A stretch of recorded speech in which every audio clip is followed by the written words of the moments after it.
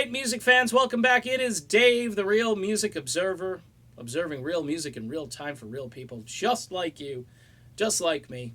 Congrats again to Def Leppard for getting nominated to the Hall of Fame. I picked my 5, and Def was first. The other 4 were a little more difficult to pick, but I managed to get 5 in there. MC5 was not one of those 5. I want to talk about Steve Perry. I've only talked about Steve Perry like 100 times in the last week.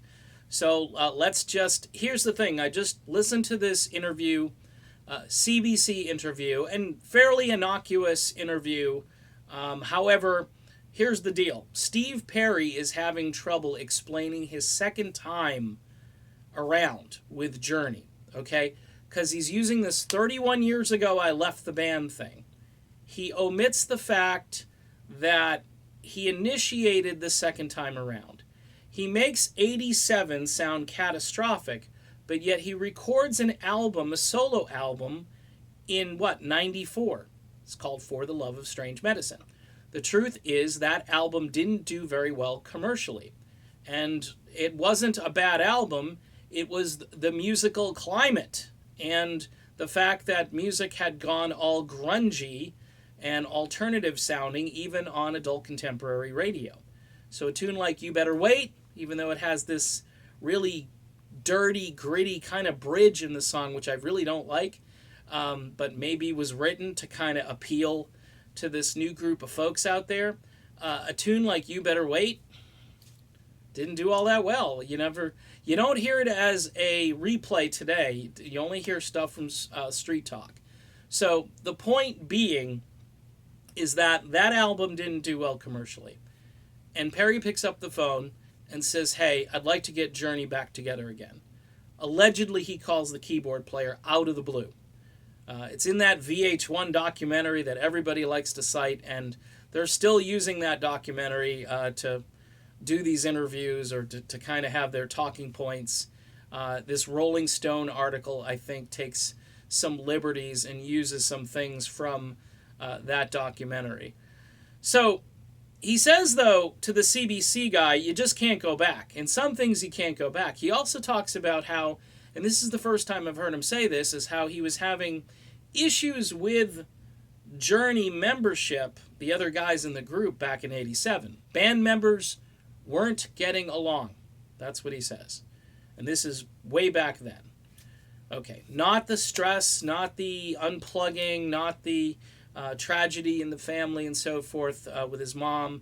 He's really now starting to unearth some new ground here with not getting along with some of those guys in the group. Now, he doesn't get too specific about that.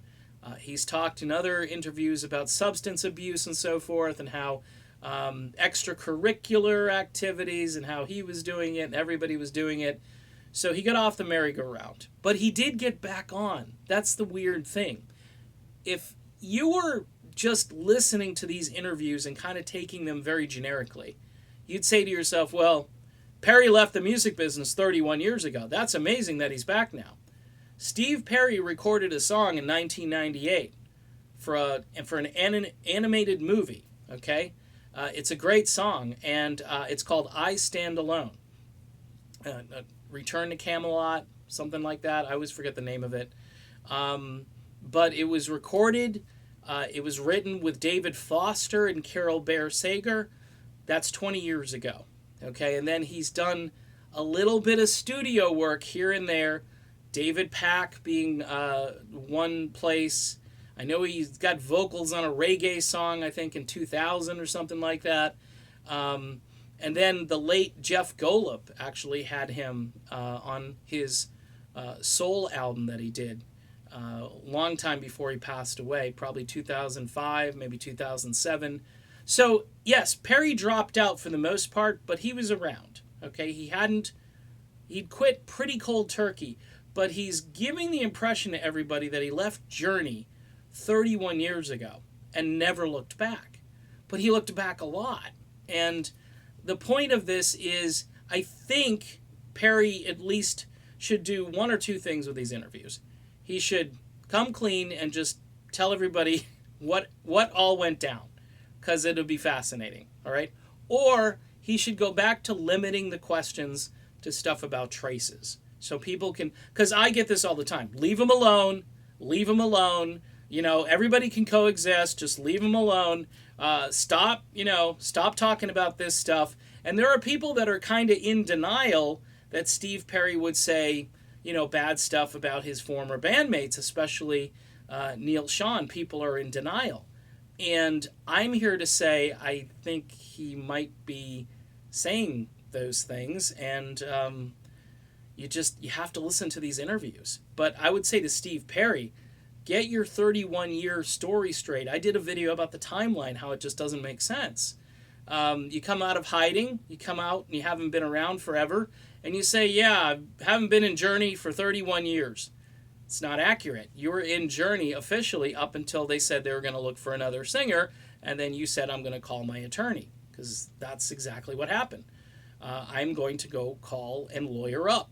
And he's said this in interviews, I think, in 2012 and maybe even beyond that. So anyway, it's a little confusing. I'm trying to just listen and trying to be open-minded, but as more and more interviews go by, it just seems as though I think Perry should stick to some talking points, because he's inviting what happened today all over the internet. Is they took that Rolling Stone piece, and radio stations, all these different websites are now using that and just saying he doesn't want to work with Journey. He's mad at Neal Schon. He's mad at the keyboard player. It's a bad thing. Wow. If he had just stuck to the script, I think he would have probably fared better. But we'll see how it all unfolds. All right, done. Be back soon.